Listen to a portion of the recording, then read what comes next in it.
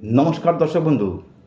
প্রত্যেকেই চায়, প্রত্যেক বাবা মারাই চায় তাদের ছেলেমেয়েরা যেন পরীক্ষা যেন একটু ভালো রেজাল্ট করে। বাবা মাদের জানি এর জন্য কষ্টের কোনো কিন্তু শেষ থাকে না, তারা কিন্তু যথারীতি চেষ্টা করে চলে। হ্যাঁ, সবাই কি ভালো রেজাল্ট করতে পারে? পারে না।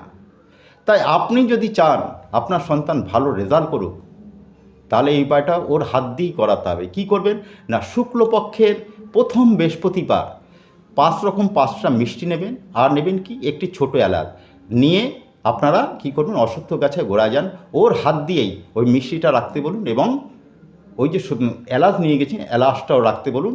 এবং আপনি কি করবেন না, ধূপকাঠি মোমবাতি ধরাবেন, ধরিয়ে আপনার মনের কথাটা বলবেন। ও ও শুধু ওইটা শুধু রেখে দেবে। এইভাবে শুক্লপক্ষের 3টি বৃহস্পতিবার করুন, অর্থাৎ মাসে একটি করে 3 মাসে 3টি করবেন। দেখুন কত সুন্দর আপনার বাচ্চা রেজাল্ট করবে। নমস্কার, সকলেই ভালো থাকুন।